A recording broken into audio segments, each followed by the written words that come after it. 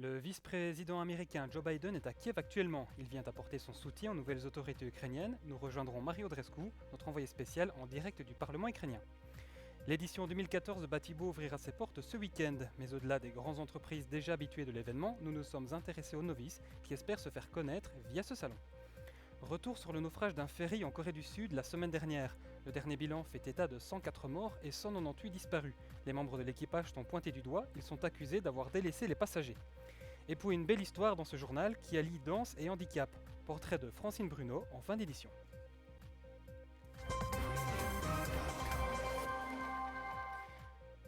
Mesdames et messieurs, bonjour, vous l'avez entendu, c'est le titre de notre édition. Joe Biden, le vice-président américain, est à Kiev en ce moment.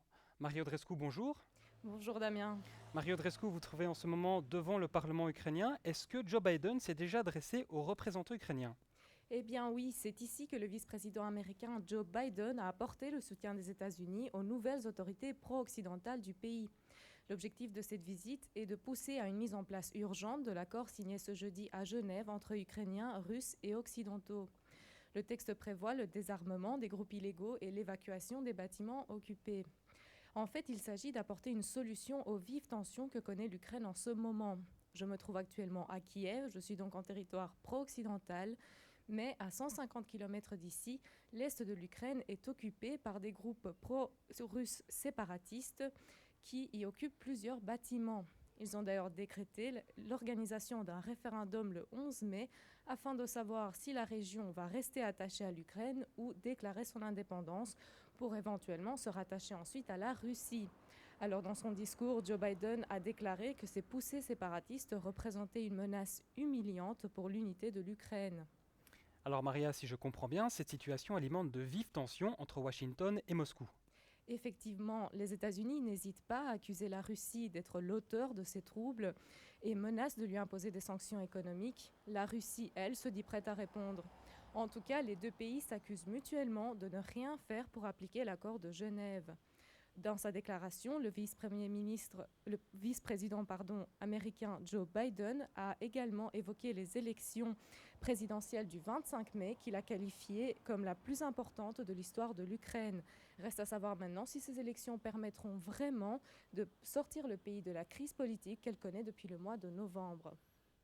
Merci Mario Drescu, en direct du Parlement ukrainien. L'édition 2014 du salon Batibo débutera ce week-end. L'occasion pour nous d'aller à la rencontre des nouveaux exposants afin de connaître leurs premières impressions, mais également leurs attentes et leurs ambitions. Quentin Mortier.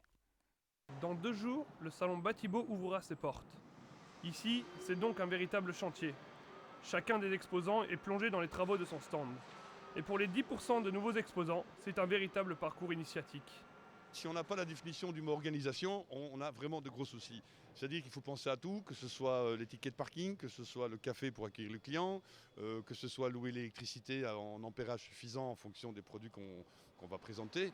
Mais même si cela demande beaucoup d'investissement pour ces nouveaux exposants, comme Monsieur Trips, représentant en produits électroniques, ils sont conscients que c'est une véritable aubaine.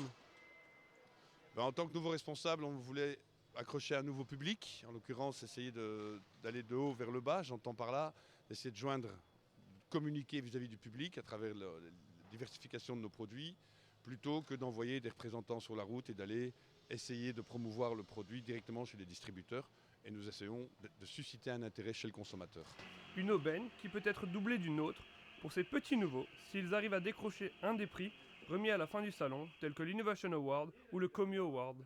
C'est surtout pour la notoriété des exposants et pour les médias évidemment aussi. Le fait qu'il puisse mettre sur son stand à Batibo qu'il a eu tel award, ça lui donne une certaine notoriété par rapport aux exposants, par rapport aux visiteurs du salon. Vous l'aurez compris, ce salon a donc beaucoup à offrir à ces nouveaux exposants en quête de visibilité. Alors Quentin, après ce tour à Batibo, vous allez nous présenter les brèves du jour avec une première information. Il y a de plus en plus de plaintes au CDJ, le Conseil de déontologie journalistique. En effet, Damien. Alors le CDJ, c'est un organe d'autorégulation qui gère les plaintes visant les médias francophones et germanophones. Des plaintes qui sont en augmentation quasi constante depuis qu'il a été créé. En 2012, par exemple, on a recensé 48 plaintes. En 2013, on en a recensé 54, soit 6 de plus. André Linard, le secrétaire général du CDJ, explique qu'avant 2012, c'était beaucoup plus l'audiovisuel qui était visé par ces plaintes, et que depuis, c'est beaucoup plus la presse écrite.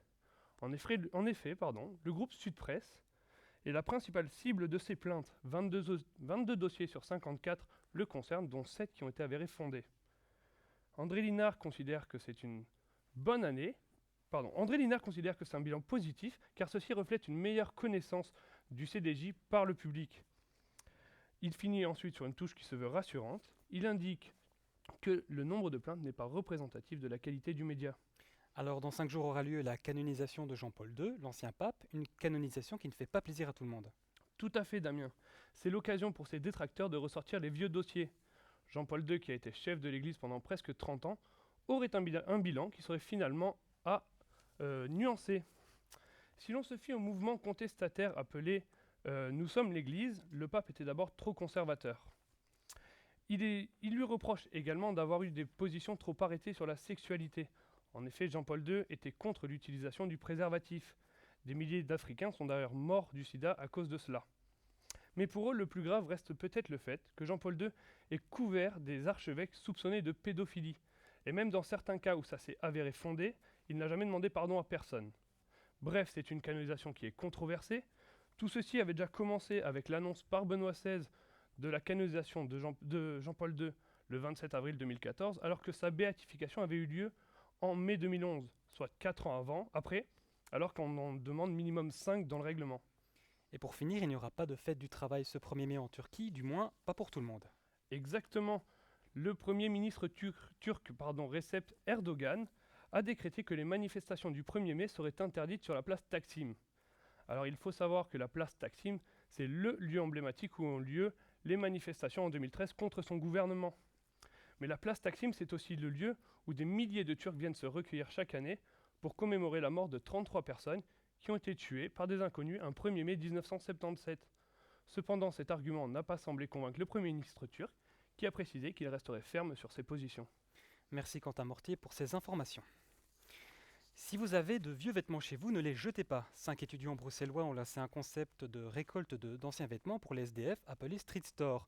Le but est de permettre à chaque sans domicile fixe de repartir gratuitement avec 3 vêtements. Maya Nera a pu jeter un œil sur ce projet assez spécial. À donner en plein centre de Bruxelles à disposition des SDF, ce sera bientôt possible. C'est en tout cas le projet de 2 étudiants de l'IEX aidés de 3 amis. Ce plan, nommé Street Store, consiste à donner maximum 3 vêtements par SDF. Alors l'idée part il y a 2-3 semaines, bêtement sur des sites internet. En fait, on a vu ce concept qui est à la base sud-africain, organisé par une agence de communication. On a flashé dessus, on s'est dit qu'il fallait qu'on prenne de notre temps pour les autres un petit peu. Et donc là-dessus est partie l'idée, on a envoyé quelques mails d'abord pour la traduction et puis après on leur a demandé de reprendre le concept ici en Belgique et ils ont accepté assez vite. Mais comment informer les donneurs potentiels mais surtout les principaux intéressés qui n'ont pas facilement accès aux médias ? Pour prévenir un petit peu tout le monde, les réseaux sociaux c'est facile. Quelques jours avant l'événement, pas trop tôt, le tour de tous les centres pour sans-abri, les prévenir, coller des affiches et faire le tour, pourquoi pas, des gares et de tous les sans-abri qu'on croise et compter sur le bouche à oreille. Ouais. Ils nous ont contactés, on a organisé une récolte déjà samedi et on a récolté 2 voitures entières de vêtements. Et pourtant, cet enthousiasme n'est pas partagé par tous. Aucune association comme les Petits Riens n'a accepté de collaborer avec eux. À première vue, ça a l'air d'être très sympa, mais je me pose quelques questions. Aussi, on dit que c'est que pour les SDF. Alors je me demande aussi comment eux ils vont savoir si quelqu'un est SDF oui ou non. Peut-être c'est de la philanthropie. Il faut renvoyer des photos à l'organisation même. Là, je me demande à quoi ça sert de renvoyer les photos. Mais aux yeux de ceux qui en ont vraiment besoin, cela reste une aide précieuse. Vous pouvez trouver facilement des vêtements ? Oui. Et vous devez payer ou c'est gratuit ? C'est gratuit. Si certains considèrent cette initiative ambitieuse, d'autres pensent qu'il y a déjà assez d'organisations qui prévoient ce genre de démarche. Retour à présent sur le naufrage d'un ferry au large de la Corée du Sud la semaine dernière. Alors Maya Nera, bonjour. Bonjour Damien. Maya, le bilan humain ne cesse de s'alourdir. Tout à fait, on compte désormais 104 morts et 198 personnes sont encore portées disparues. Pour rappel, mercredi dernier, le ferry Sewol, en partance du port d'Incheon, se dirigeait vers l'île subtropicale Jeju, en Corée du Sud. Il transportait 476 passagers, principalement des lycéens, en voyage scolaire, accompagnés de leurs professeurs. C'est actuellement l'un des accidents les plus meurtriers de la Corée du Sud. Mais Maya, que s'est-il passé concrètement? Est-ce que les conditions météorologiques sont-elles en cause? Eh bien, d'après les témoignages des étudiants, le navire aurait heurté le fond marin. On n'en sait pas plus actuellement, il va falloir attendre que les survivants de l'équipage s'expliquent. Quant aux conditions météorologiques, eh bien c'est assez étonnant puisqu'apparemment aucun signe de turbulence n'avait été signalé. D'après les autorités, les conditions météo étaient plutôt bonnes, la mer était calme et le vent faible. Alors on évoque également une négligence de la part de l'équipage. Qu'en est-il réellement? En effet, la présidente sud-coréenne parle même d'actes équivalents à un meurtre. Elle a déclaré lundi, je cite, « Les actes du capitaine et de certains membres de l'équipage sont totalement incompréhensibles et inacceptables. Non seulement moi, mais tous les Sud-Coréens avons le cœur brisé, sous le choc, rempli de colère. » Fin de citation. En effet, on parle de 40 minutes gaspillées à cause du manque de prise de décision rapide de la part d'un équipage paniqué. Les autorités auraient pourtant ordonné aux membres de l'équipage de s'assurer que chaque voyageur porte un gilet de sauvetage. Mais l'équipage s'inquiétait plutôt de savoir quand les bateaux de secours allaient arriver. Le capitaine aurait donc retardé trop longtemps l'évacuation du ferry et aurait abandonné complètement tous ses passagers en quittant le bateau. Depuis samedi dernier, le capitaine et 2 membres de l'équipage ont déjà été arrêtés et doivent répondre à une accusation de négligence et de carence dans la sécurité des voyageurs. Actuellement, 3 officiers et 1 mécanicien du ferry ont également été interpellés et placés en garde à vue. Merci Manera pour ces explications à propos de ce naufrage qui a déjà fait, je vous le rappelle, 104 morts. C'est un pied de nez ou handicap. Francine Bruno, une jeune danseuse, a réussi à surmonter la perte d'un bras tout en poursuivant sa passion, la danse. Tous les jours, elle s'entraîne très dur afin de réaliser son rêve, devenir professeure de hip-hop. C'est le portrait de ce journal, signé Mario Drescu.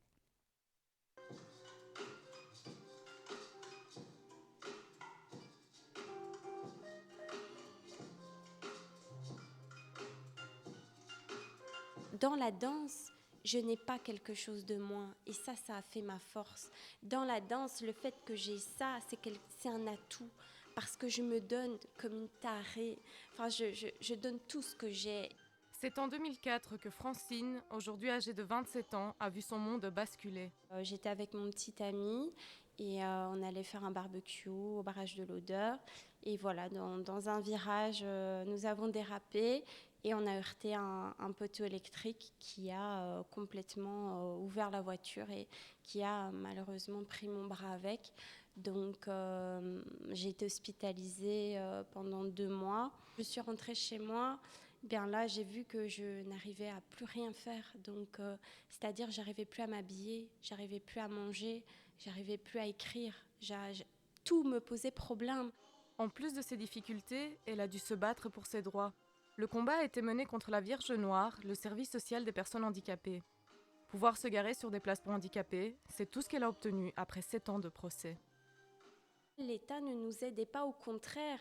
On avait vraiment cette impression de demander la charité. Or, pour nous, c'était logique que j'ai des droits. L'État, et en tout cas le système, nous fait vraiment ressentir que parce qu'on a un handicap, eh bien, on doit être au fond du gouffre. On ne peut pas se battre, on ne peut pas avoir des envies, des ambitions.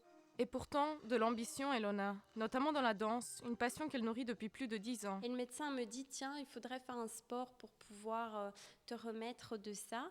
Et donc, je me suis dit, bah tiens, pourquoi pas la danse ?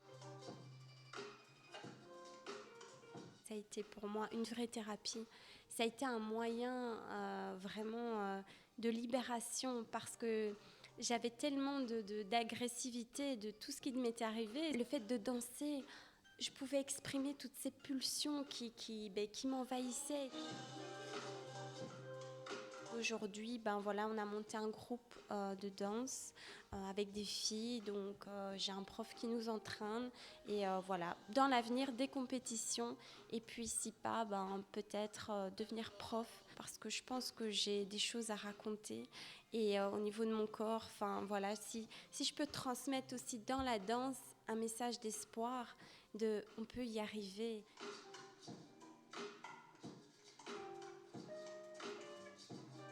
La danse me permet de vivre. Elle m'a permis un temps de survivre.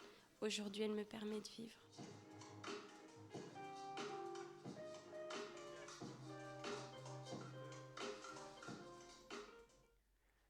La neck-nomination, ce terme ne vous dit peut-être rien, c'est pourtant un phénomène en vogue chez les jeunes. Basé sur des défis à base d'alcool, la neck-nomination inquiète les autorités. Explication.